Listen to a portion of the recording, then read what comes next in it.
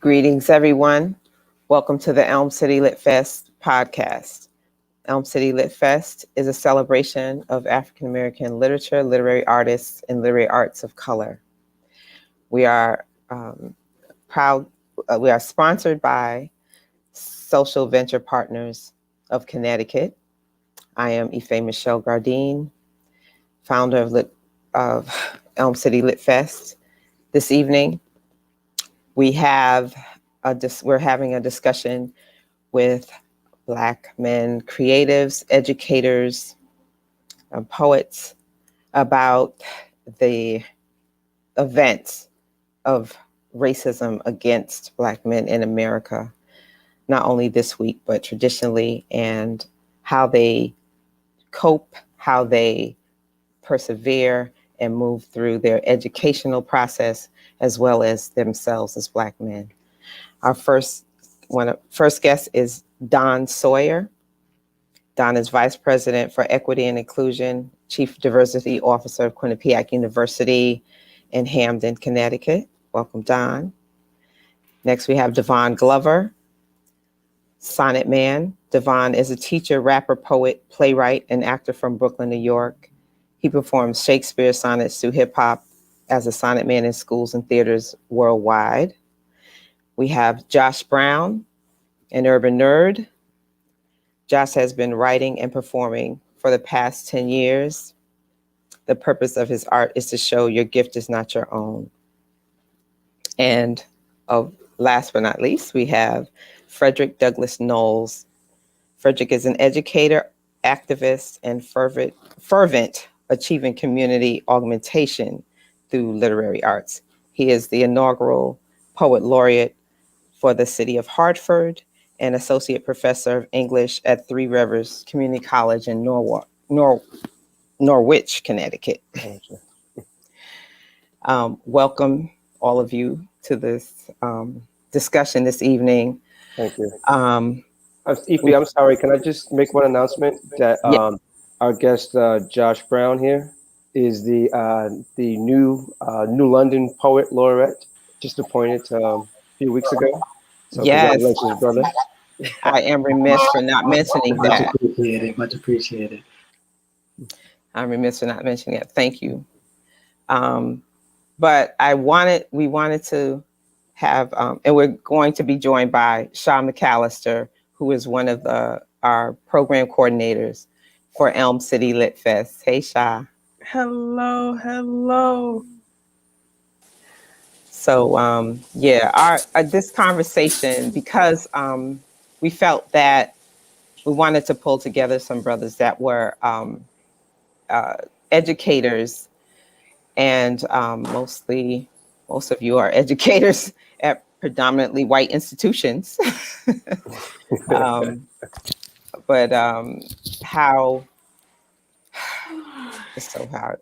This is we want to talk about how you cope with your students during incidents like these, and yourselves, and how you maintain yourselves, as well as how you support young Black men that are your students, as well as some other things. So I'd like to start with Don, because Don's done a few things.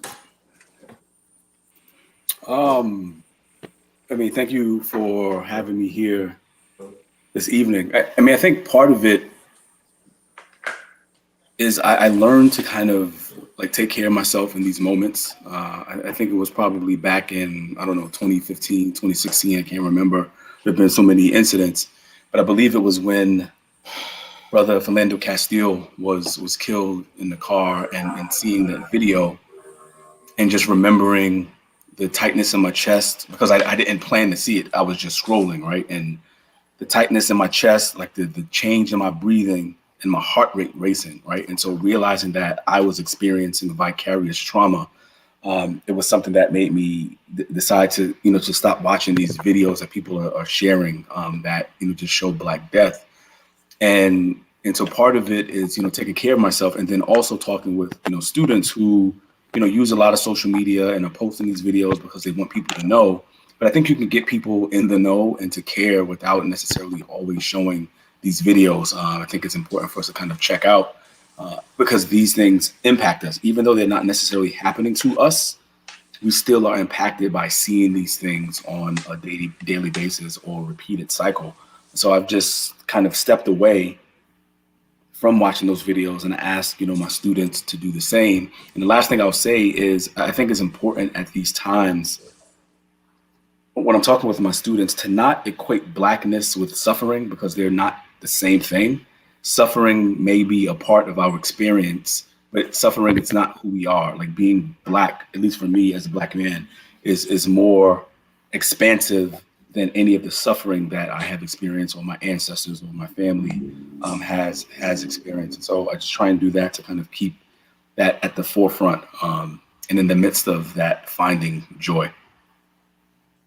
Thank you. Frederick, I'd like to hear from you next. Yeah. Wow.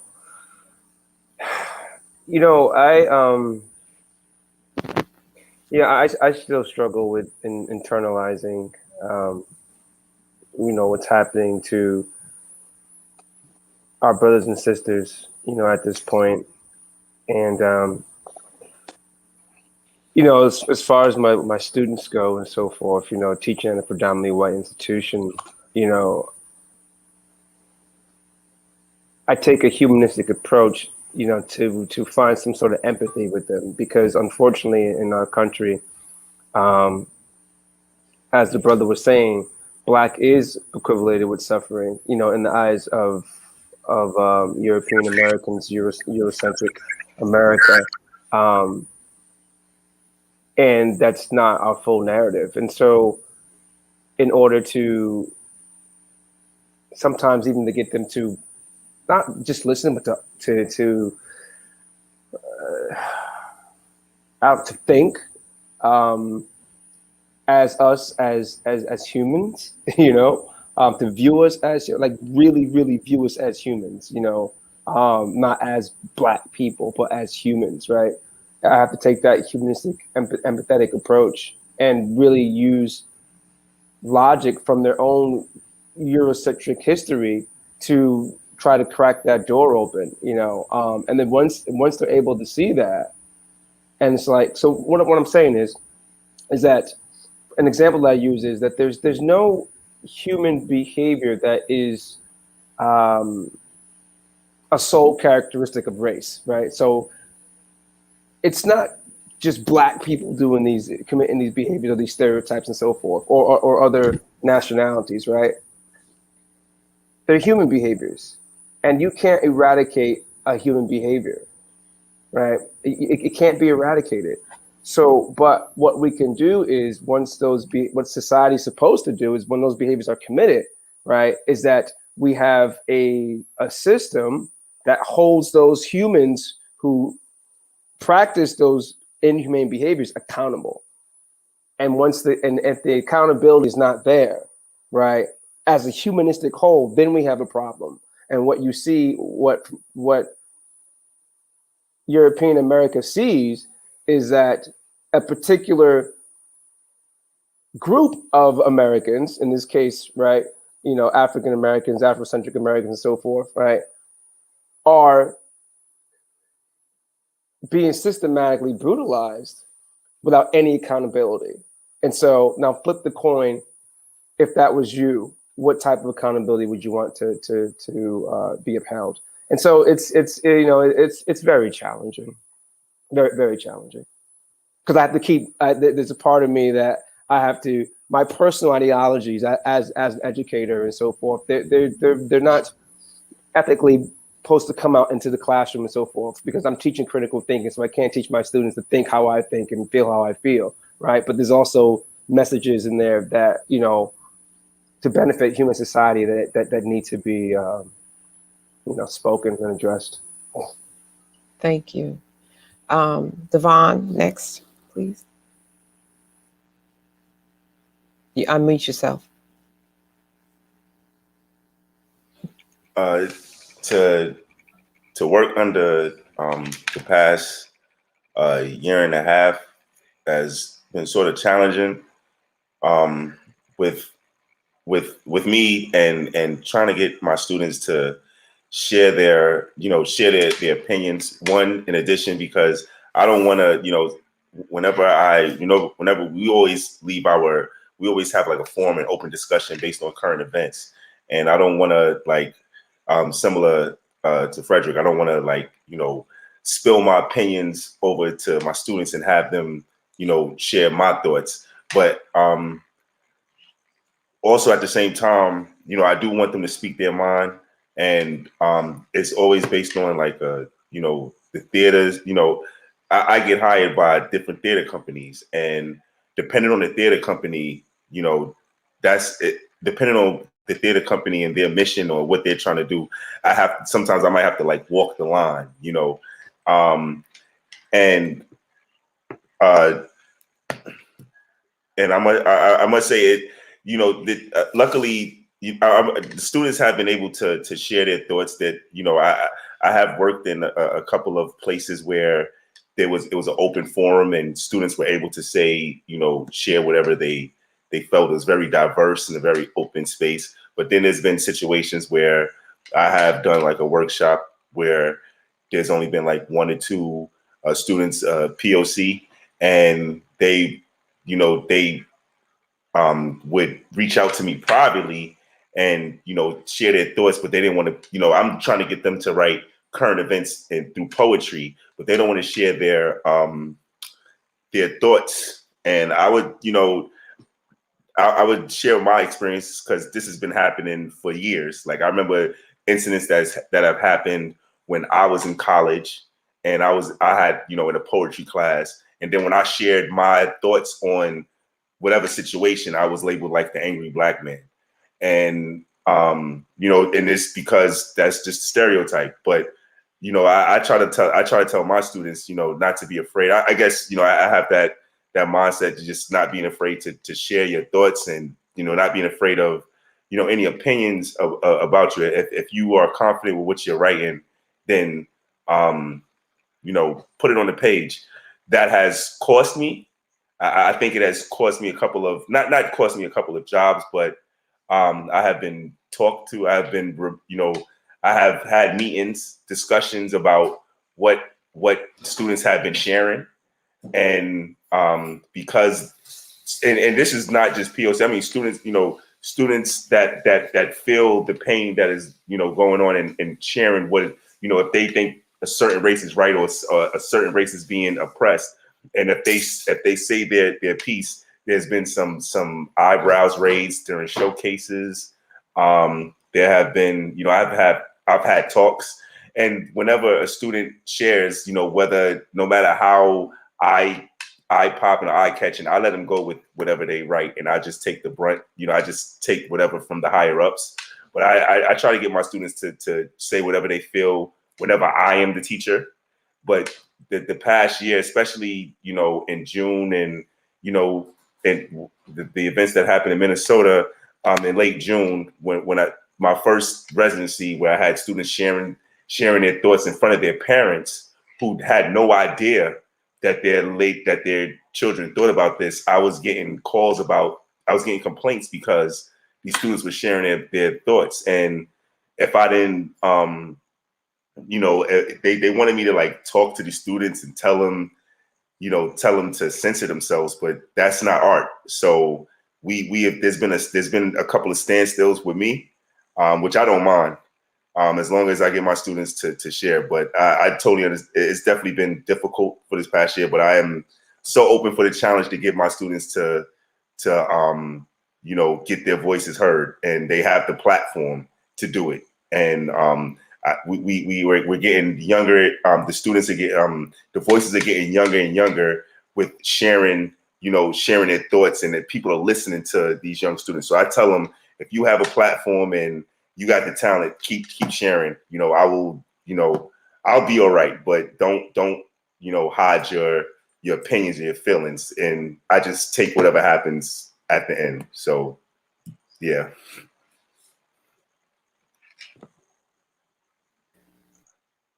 Josh.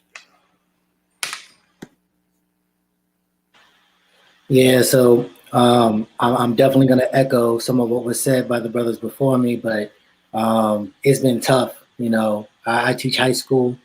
Specifically, I teach engineering and science classes. So, you know, I find myself throwing stuff out the window. Like, it's hard for me to talk about, you know, robotics right now when half the class is out marching, you know? And definitely when they start asking me questions, I think like was echoed with Frederick, it's hard not to give your personal opinion. Um, and you have that difficult task of trying to walk that line. But you know, I try to be as honest as possible. I try to be, you know, very transparent about how I feel and talk about, you know, how some of the average people view what's going on. Um, I specifically think of one instance when, you know, there was major Black Lives Matter protests, and I had a fellow out. We were on a call um, where teachers were trying to recognize that students needed a place to talk. So we were on this open call for students, and another teacher's called compared the protests to temper tantrums. And I just remember being on the call in the most professional way, trying to disagree with this other teacher that this is a grown adult comparing, you know, protests of someone dying to a toddler throwing carrots on the ground. And I think that those are the frustrating conversations of, you know, your students are listening and paying attention, and you know they really remember what you say while you're in these conversations or when you ask them when they ask these tough questions. And that's why I always find it's more important than whatever lesson I came up with. um, and you know, like I said, I really do try to make sure they understand that, you know, the legacy of blackness is not suffering. And though you can watch, you know, through history where we've come from, I always tell them that I've heard a good quote saying that history doesn't repeat itself, it rhymes. And though there's a different type of oppression, that they can look back and see that there's a history of this. And that I still try to give my students the decency of talking to them like adults, as well as providing tools of how they can educate themselves, how they can be more active within the city, how they can go to more board meetings, how they can express their concerns. And what gives me energy when I'm exhausted and I don't feel like being the typical Black person to talk about this, is seeing the students get active and watching the students push back and voice their concerns. Because like Brother Devon said, sometimes I am that teacher that I'm like, you know, I'll take the blunt if anything, because I'm just reiterating what students are saying. And how are you going to get upset about the students, you know, voicing their opinions?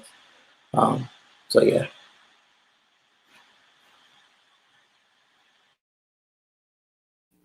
Thank you for that.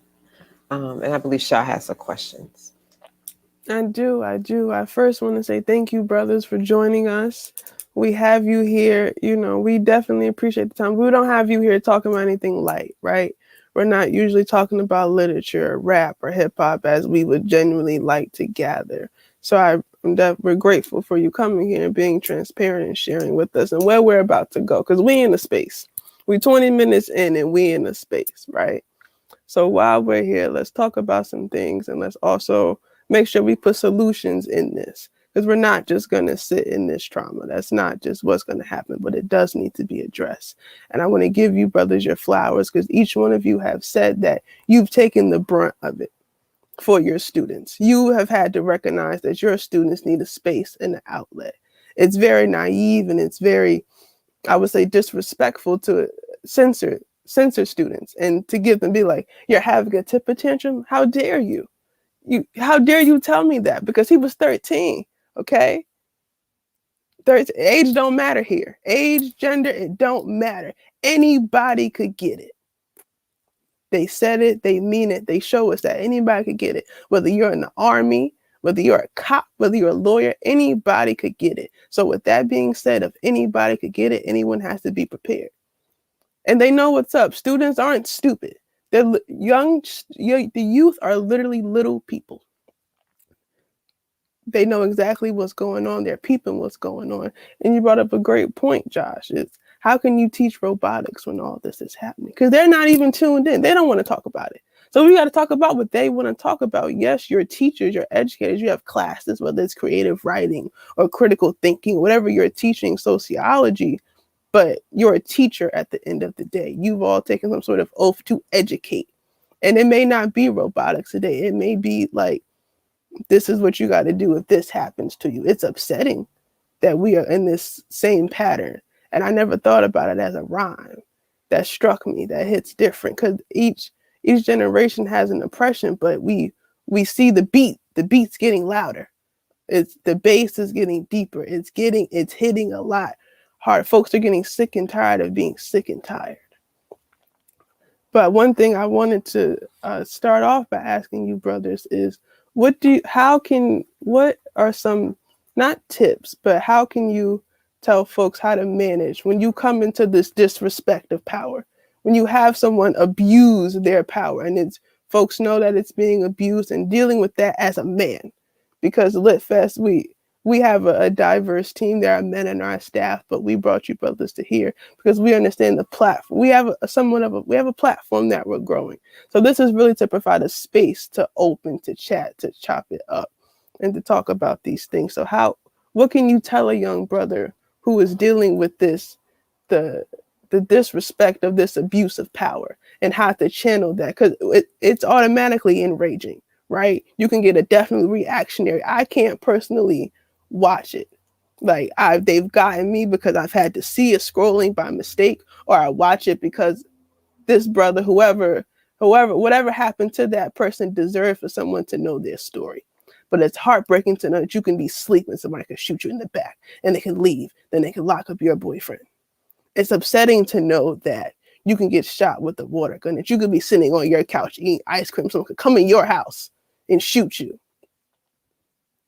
That automatically causes a reaction, because now this is a by any means necessary. Now I have to show that you have to stop disrespecting me. But it's a trap. A lot of these things are double-edged swords that we find our people in. So what do you do with that anger, that fear?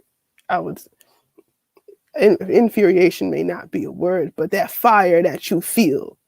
What are some things you can tell young? How do you all manage that fire? Wow. Yeah. Well, I mean, definitely I managed the fire through artistry, through activism. But, what I would say to young brothers and sisters who look like me, who are enduring this like me and so forth, is one, we definitely need a support system. You definitely need an outlet, or at least someone to talk to about the frustrations, first and foremost. I mean, that's most important. And whoever that person or group of people may be, and they do not have an individual or an environment or a platform to help express themselves, to seek one out. You'd be more than happy to contact me. If anything, if I could be a listening ear, I'll definitely do that. And, on top of that, finding a healthy outlet, so support system, finding a healthy outlet, and then, social constructive philosophy is what I teach. And, basically it's getting where you fit in. And so, take your block, take your brick and get in where it fits in. And it's going to take some time to fit it in. It may not, it's like a puzzle piece. It may not fit here. It may not fit here, but you are a piece of the puzzle. You are a brick in that wall. As Pink Floyd songs references, you are a brick in that wall. And, take your brick and place it into that wall. And the last thing that I'll say is, with my own frustration, writing it it helps, but it's not the full solution. I know that we have to use the same weapons of warfare that are being used against us, and those are the psychological weapons of warfare. You know, that's not the physical weapons of warfare. I'll just say real quick, with the Black Panther Party, you know, Dr. King used to sit down with them all the time, and they would chop it up and stuff. They call Michael and Snick, and they all would chop it up over meals. And you know, the Panthers were always trying to get King to join, you know, armed resistance and so forth. And King broke it down one day. He was just like, you know, your movement is armed resistance and so forth. And he's like, well, where do you think you're getting your guns from? So how are you going to, you know, overtake someone with arms, the person who's supplying you with the arms, you know?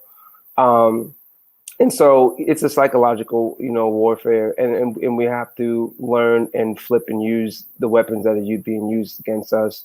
I know it's easier said than done, but you know, we're lost children of the diaspora, and our numbers, you know, if it was going to be a physical revolution, you know, the founding forefathers said, was it Franklin? You know, we need a revolution every once in a while, you know, overthrow the government and so forth. Okay, yes, you know, but it can't be a physical one, not for us, because we don't have the numbers, we don't have the resources at all. So, you know, any armed resistance would be just met with even greater force, the biggest military capital in the world. But we have to study, you know, we have to study their game, and we need more warriors to do so. I mean, one of the things, real quick, that I think is important is that specifically for me and for students, you know, my kids, whatever, it's important to know that there's nothing wrong with you, right? There's literally nothing wrong with you. You are not a problem. The problem lies within the system, right? But the way that it's set up is it's set up to the point where we start to internalize these false notions of who we are, as if we are inherently the problem, and that is not the case. And you know, shout out to the brother Josh. I mean, I wrote it down in my notebook. Like, history doesn't repeat itself; it rhymes. It's like, and that just blew my mind, right? And thinking about like the different forms, because it makes me think about placing this in context. It's one of the other things that I talk with my students about. You know, placing things in context, and thinking about what our ancestors did. You know, what happened during the civil rights movement, the Black Power movement? What can we learn from there? But what can we also do differently, right? Because I think sometimes we get caught up in thinking that there's only one way to bring about a revolution. And as the brother Frederick was just talking about, is that we're not going to be overthrowing the government, right? And so part of it is thinking about what are our spheres of influence, right? We need people who are sending the messages through the classroom, like a lot of the brothers on here are doing.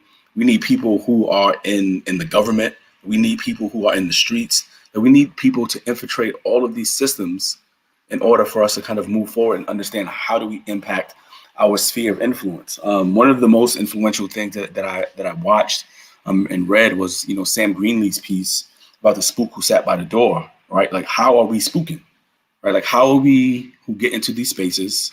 How are we using the information that we gain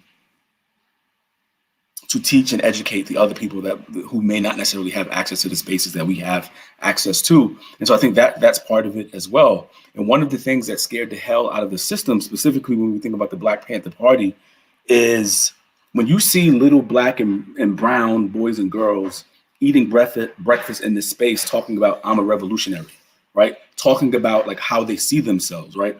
The biggest thing that struck the fear was an enhanced sense of racial and self-pride. Like, that's dangerous to them. They weren't afraid of the warfare because they knew they could squash it, right? It was the enhanced sense of self-pride that scares the hell out of people, during that time. And so that's why different parts of our culture have been disrupted.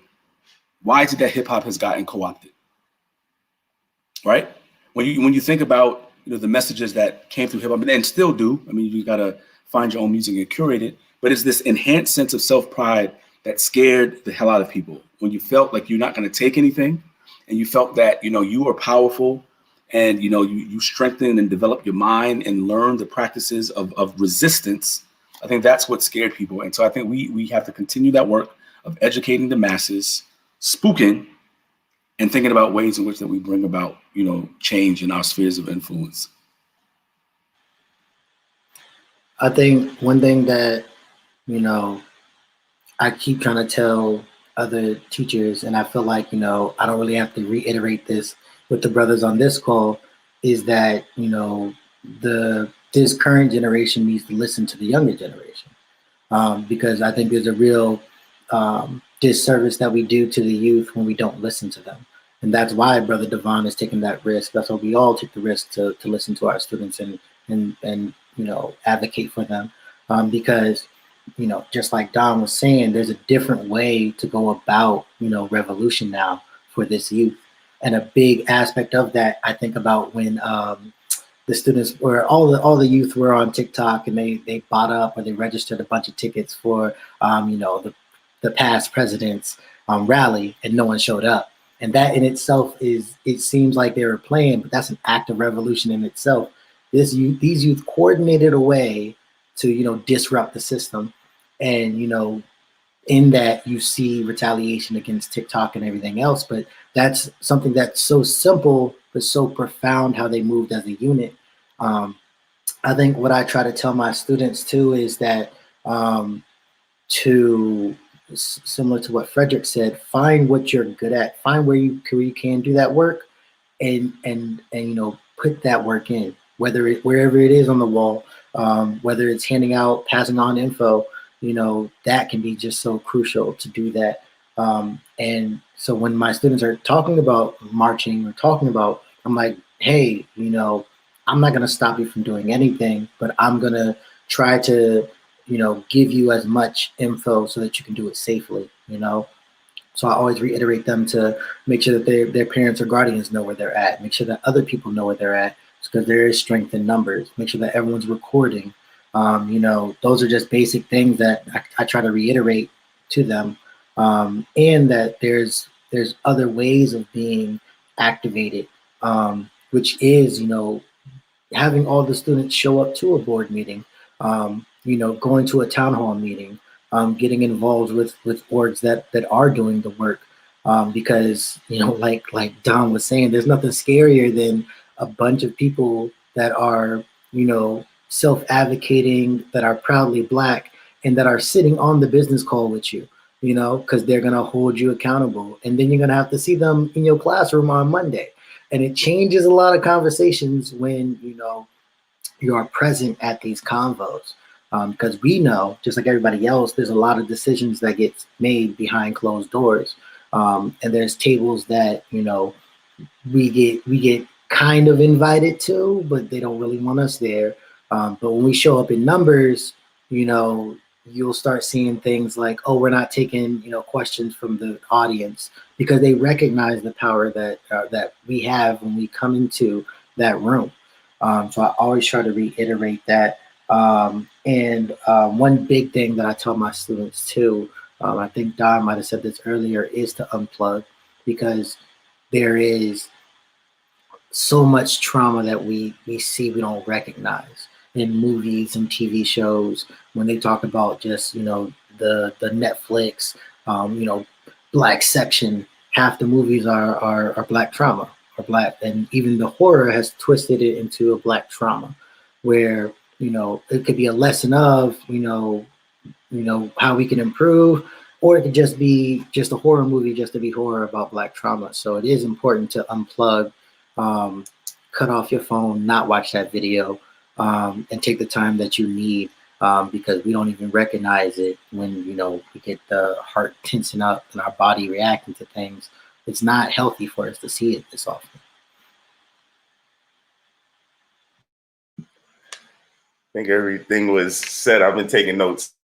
But to add on, I'm sort of similar with everybody. I like to install confidence and encouragement to my students, depending on whatever method that they use to express their feelings, express their thought. With me is, I like to use artistry. I'm a man that likes to write, put it to song, and march, do a video, try to do something. Whenever a student is trying to set up a panel, a program, for this school to get more students connected. I, try my best to help out and also try to connect them to other students that are doing the same. And I also, in addition to getting students to unplug, I also encourage them to do their own studying, not just unplug, but do your own due diligence. Don't get all the information from the news or the internet or from a documentary. Documentaries are great, but documentaries are short. So documentaries are based on like a long book. So pick up that book or pick up those books that are based on that documentary and do your own due diligence to it. And I also like to show them examples because, again, you're right. We're in the technology. The world is technology. The youth run this. Okay, so I was when I went on TikTok, that was amazing to me. And that's just one incident. That's just one event that they've done that like affected society. So I try to show them different examples that peers their age or fellow students their age has done to help rally and to help get a whole new support system and get help from. I was living in Tallahassee when there was a huge rally. I actually lived right like 2 blocks away from the Capitol building when there was a group of high schoolers in Florida. They did a march up in right at the Capitol to speak to the governor and tell him to ban the selling of guns because there was so many. There was like a shooting every other week, and that was ran by students. I mean, granted, based on the U.S., they all about guns, but that's a step because we weren't even talking about there was not even like the opinion of trying to get. I mean, there was always that opinion, but it took the voice of the youth, for that to be put to the forefront. And even though there was like school shootings and everything, it took that voice to put it to the forefront and put more attention to it. So I let them know that they with words, with voice, and finding their own support system, being able to collaborate, because it wasn't just one high school. It was it started with one high school, but then many students began to join in, and that's how that rally started. But it all started from the internet. It all started from all the friends and social media, how they connected. So I show them examples from that, and yeah, I try to let them know that their voice. Yeah, you have a voice. Don't let anybody. Don't let a teacher or somebody censor your voice. So I'm not sure.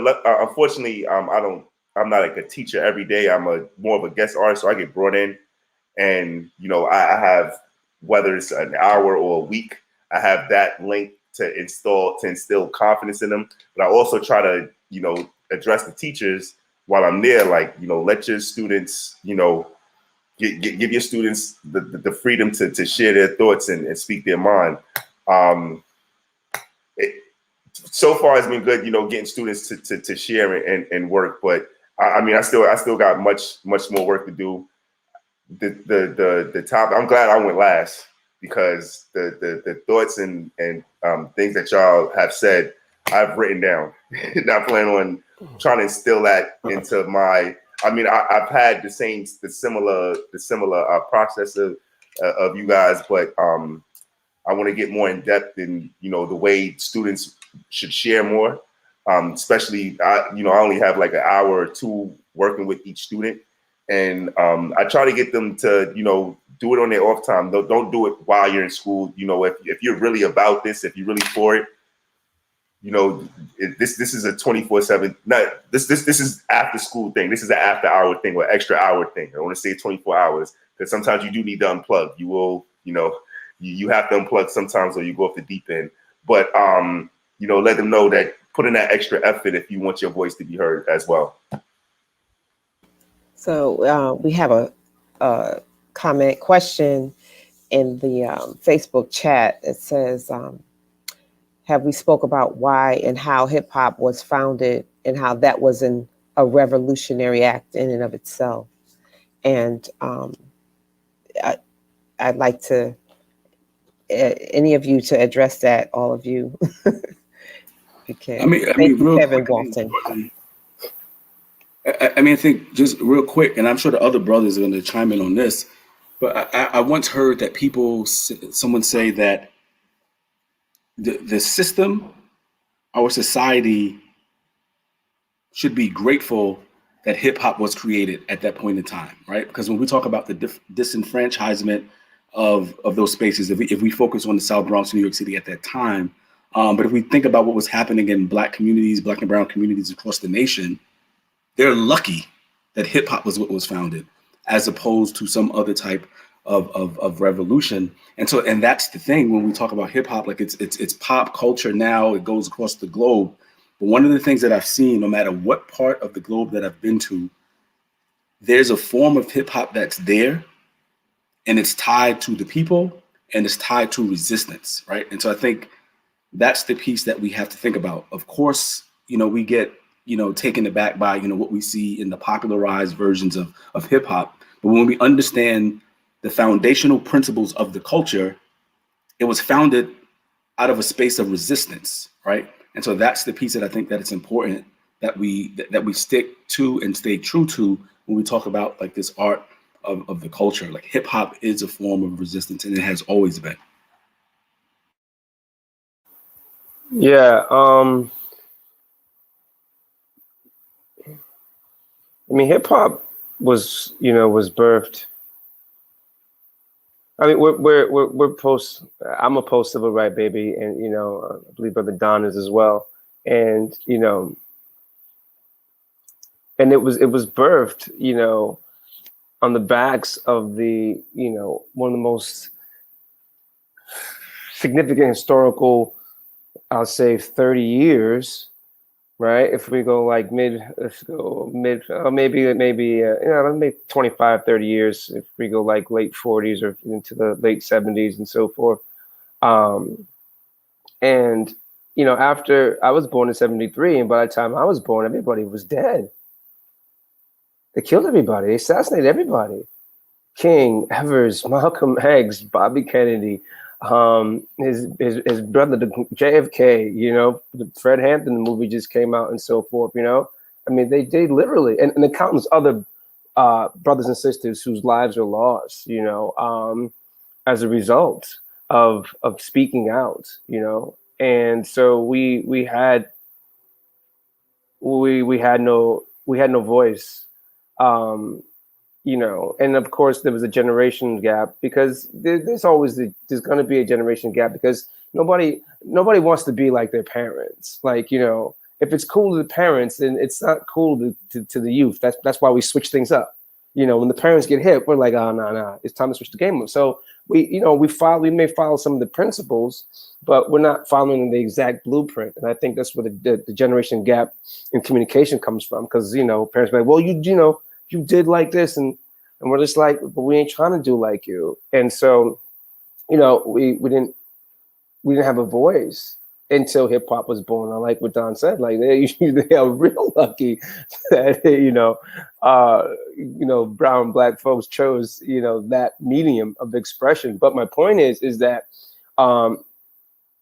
as he was saying earlier too, there was an element from we took a cornerstone, right? We took cornerstones from post-civil rights era, from King and X and so forth, and those were the building blocks, right, to hip hop culture. With Public Enemy and KRS and so forth, and Rakim and Tribe Called Quest. I mean, pretty much all through like the mid '80s, early '80s to the mid '90s. The golden era of hip hop. Roughly, the years vary.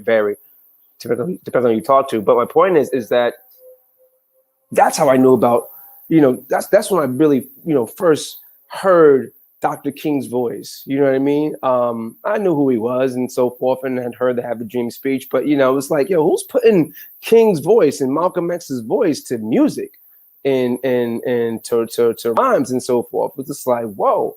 And,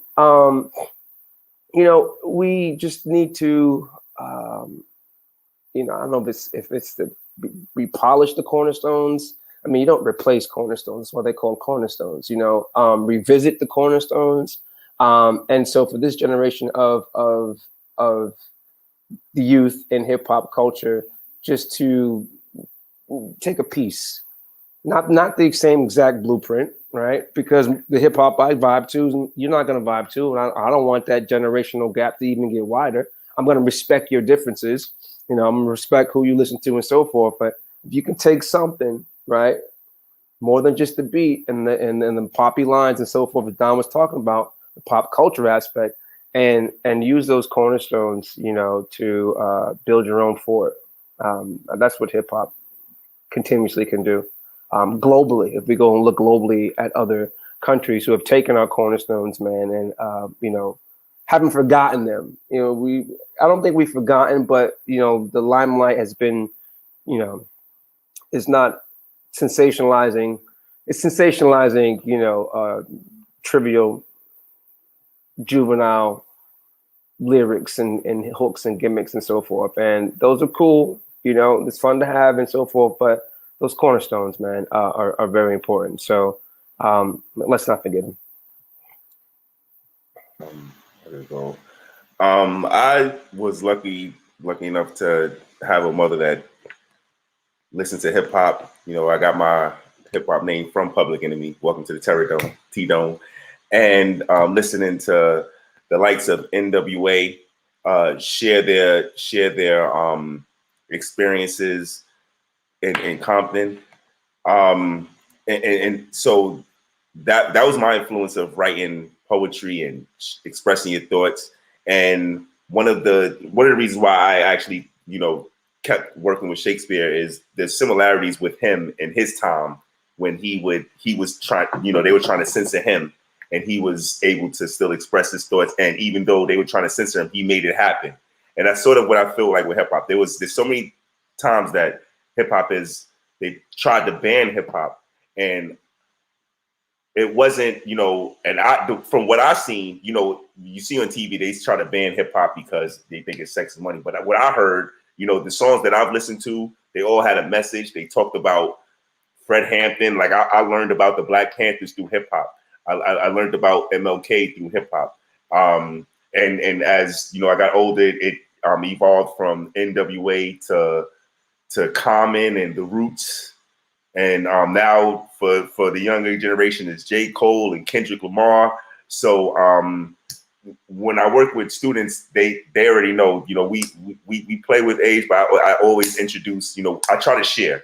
So I try to, you know, once they give me their new music, their new artists, I let them know where they got their beginning from. This is where hip hop started from, and this is how you got to this artist that you are trying to present to me. So whenever we're doing workshops, it's usually, you know, we usually breaking down a song that has a wonderful message that we can talk about and discuss, and something's dealing with current events. But you know, I try to tell them, you know, I go back as far as the last poets when I like to share with students and lyrics, and I like to share like old griots with them, just to show them that the power of speech. Even though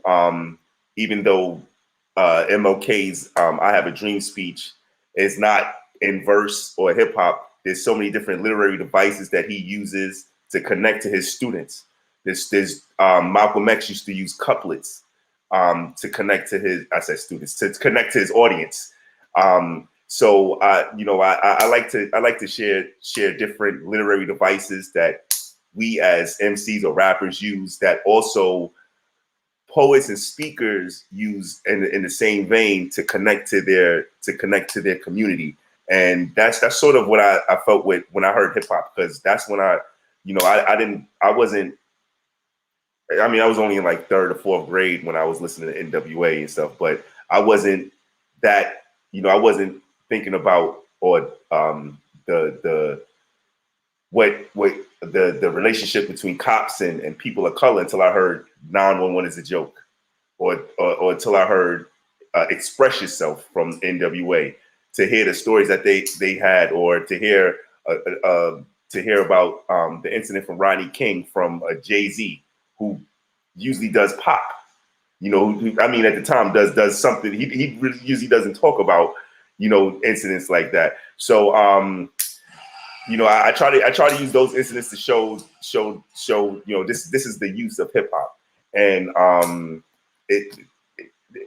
tell them that this is the reason why hip hop is not going to be able, it's not going anywhere, and I show them this is the reason why the hip hop they've been trying to censor hip hop, because hip hop is open in the pages. There are no closed pages, history pages, you know, when discussing hip hop. We're opening up everything and letting everything be seen.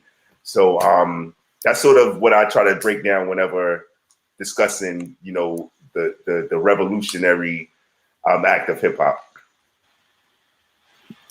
Man, I just love this conversation, number one. So I always appreciate it when I can just be in a room with other brothers, and just like you were saying, Devon, I've been taking notes too.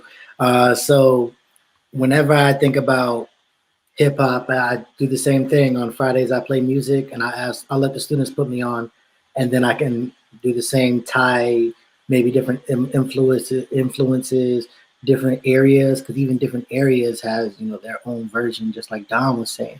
And it is a form of resistance. I think it's also a form of storytelling. We've always been a people that love to tell our stories. And then even in those stories, you could be given deliveries and giving messages of escape routes, you know, follow the drinking gourd. You just think that they're singing, they're also giving directions on how to go out. So I always love that our music is so complex. And, you know, that I think that's another reason why it's always so resisted, because we have just that complexity within our music and our influence. And when you're thinking about a majority of the hip hop artists, they're verbal documentaries of what they observe happening. So when you hear, you know, the opposition that the NWA got, and you hear them trying to just talk about gangster rap and what they're talking about, and he's like, well, I'm a product of my environment. I'm telling you exactly what's happening. And if you don't like what I'm talking about, then you need to be seeing what's going on in my neighborhood. But, you know, it's easier to address how the message is delivered instead of addressing what's the issues that they're talking about. And I think that same thing when I hear, you know, even now, I don't care what my students play. I'm like, you know, as long as it's censored, edited, I could care less, because it's a form of expression. And sometimes, you know, some songs slip through, but that's fine. I'm not gonna block those either, because again, it's a form of expression. So when you even are talking about drill music from Chicago, people always want to highlight Chicago, but don't want to talk about where the guns coming from. Just like Frederick said, where are the drugs coming from? You don't want to highlight the whole issue. You just want to talk about the hot button topic. And drill music is a form of resistance. That's what I always hear coming out of it. The story of the people. So I always hear and take the time to think of, you know, the poets, the storytellers, the writers, the fact that Kendrick Lamar is a Pulitzer winner, and one of the most, I think one of the songs that I love the most, that is the biggest revolutionary song, is him saying, "I love myself," and that's the whole song. Just, I love myself. I love everything about me. He has a whole song talking about his nose being wide, and you're just gonna get what you get. And I think that it's always that unbridled, you know, confidence that always scares people, and I love it. So I'm so grateful of how we presented hip hop and really have put in a perspective that folks may not have thought about, because folks are exactly right. We are very lucky that hip hop came out of that time and that era. Folks are very lucky that we aren't looking for revenge. We really just want to be left alone. Because if we were looking for revenge, it'd be some lit shit going on. And that's just facts on facts. Because we are talking about people who have hung us, who have castrated us, who have captured our women, locked them in houses for weeks, have done obscene things, taken out people's uteruses while they went to get a doctor's, we're giving people syphilis. Some real outlandish shit, like really outlandish things. And as we speak about getting those cornerstones from hip hop, and I'm so glad you brought up drill music, Josh, because if people peep the sounds, and the tempo of where different people are in different states. For everything that's going on in Chicago, their music sounds exactly like what's going on there, with that same type of it's fucked up here, and it had that bass, that loud. Whether it's a King Louis where you're going through 300 team, where you're going through Sosa, Lil Reese at G Herbo, those folks, that sound, that's what's going on there. When you used to hear a Last Poets, a Rakim, a KRS-One, a Nas, that was the time and the era. A Redman, if you're from Jersey and you take to the South and you hear a UGK, a Bankhead, a T.I., these folks, a Young Buck, the sounds coming out of Memphis. They are reflecting what's happening amongst us in different places. And as we try and be anything that's want to be censored or stopped, it's important.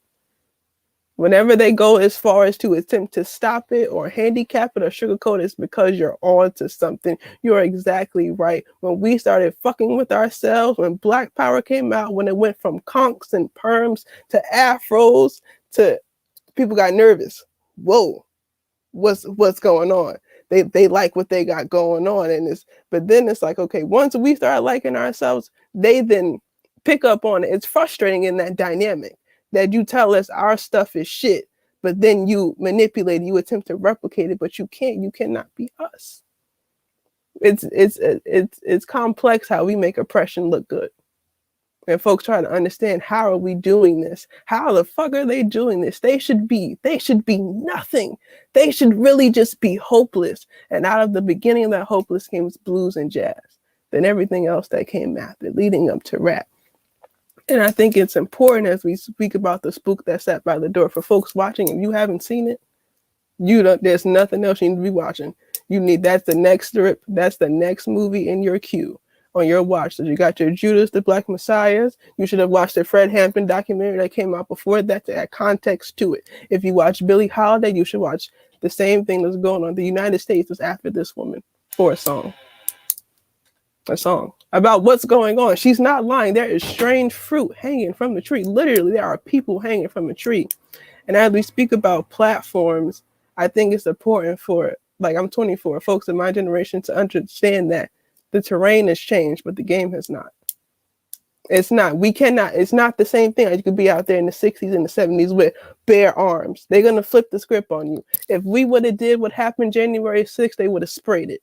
We know for a fact they would have sprayed it. At the time in the 60s, at least they'd come up to, okay, they got arms, we got arms, we're going to have a standoff. No, now they can manipulate any narrative very quickly. So we can't come with that. But it's what you're doing in your classroom. It's the kids on TikTok showing up. They thought they had a sold out event. Wasn't a damn person there.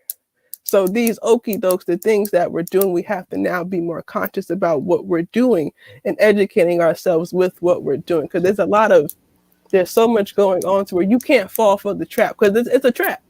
That's what we all know. It's a setup. Everything is set up for it to go left for you or to put you in some sort of sticky predicament.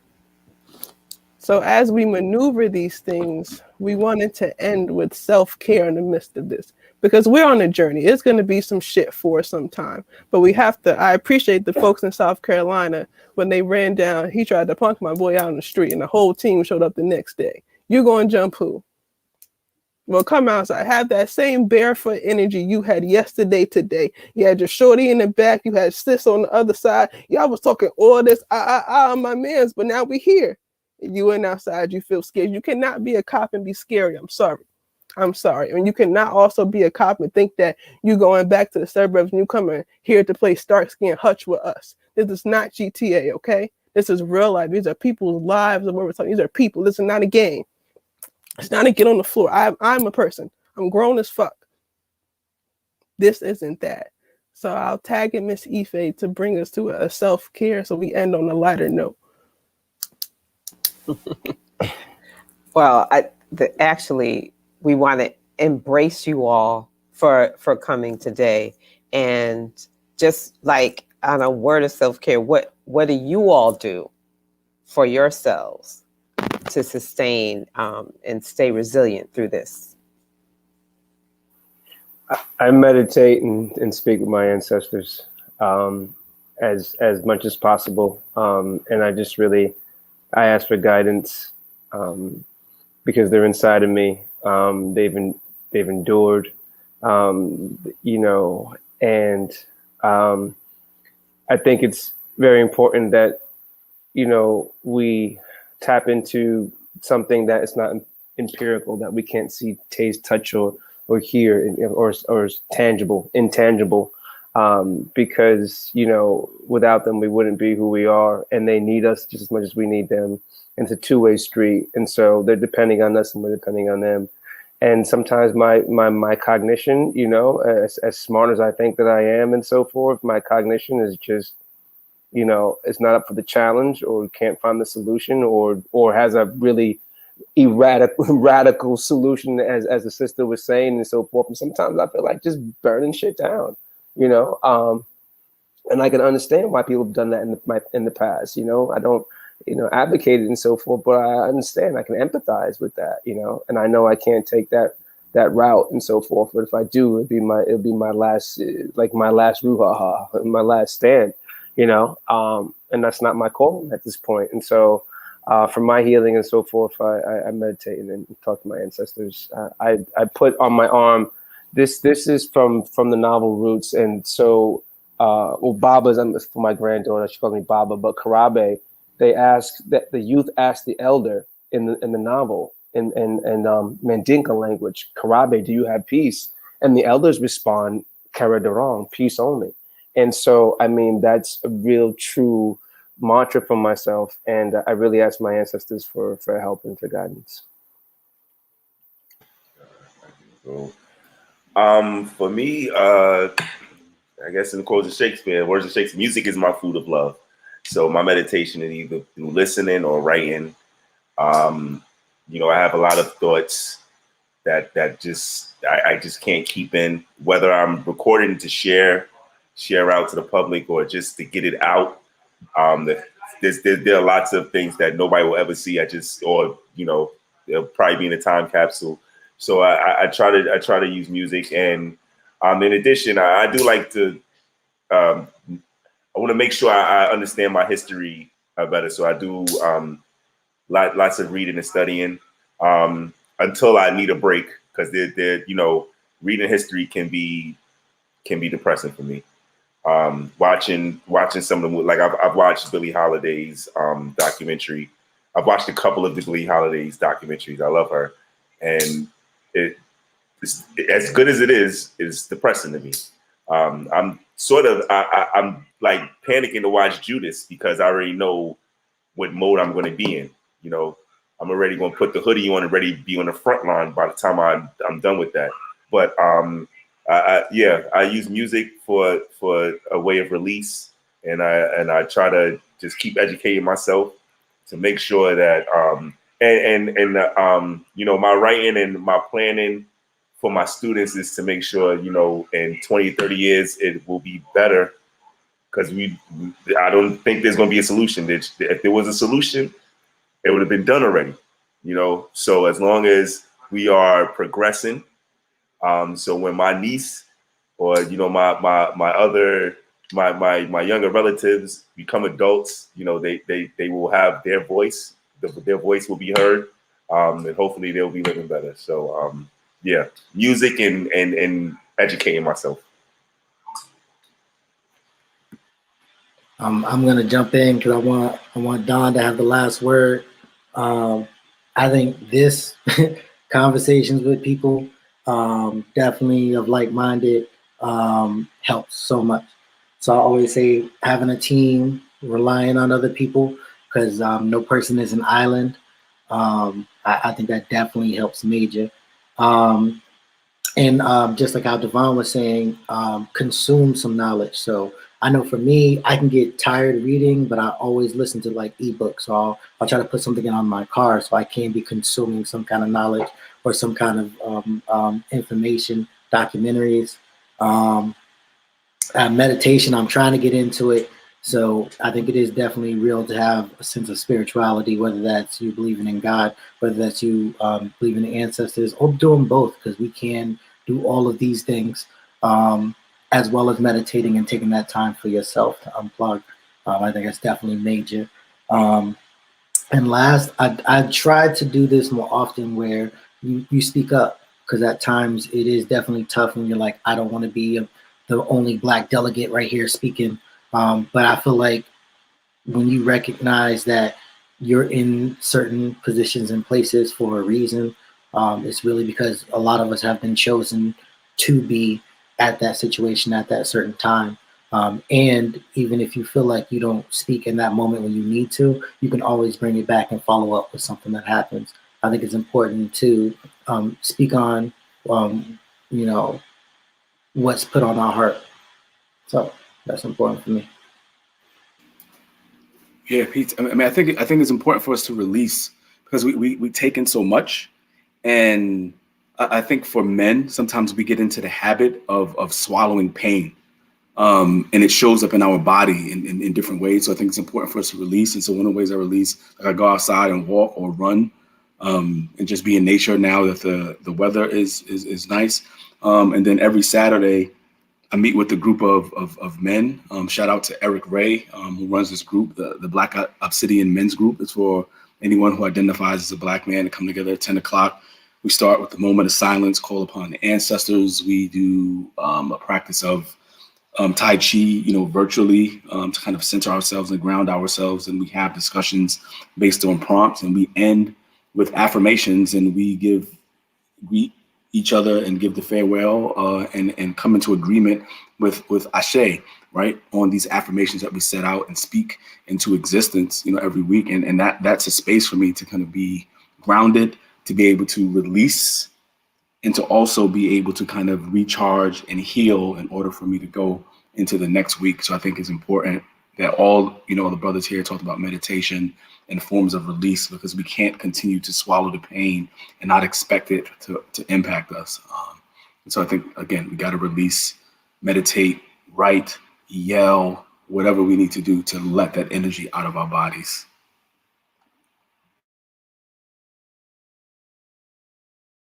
Okay, we're going to end the podcast. I want to thank you all, Don Sawyer, Devon Glover, Frederick Douglass Knowles, and Josh Brown. We're honored to have 2 Connecticut poet laureates, Black men poet laureates in Crackerville. Wonderful. Devon doing Sonnet Man, like if y'all ain't seen his website, like check out how he turns around the Shakespearean sonnets. And Don, for your work that you do at Quinnipiac, we thank you. We embrace you all and appreciate your time. This is Elm City Lit Fest, and we will see you in 2 weeks. Blessings, everyone. Thank you for Stay having resilient. Thank you, brothers. Peace. In the meantime, Much love. until the next time, stay safe and stay sharp. Yes, you too. Thank you. Peace, y'all. One love, brothers. Peace and love, y'all. Peace and love.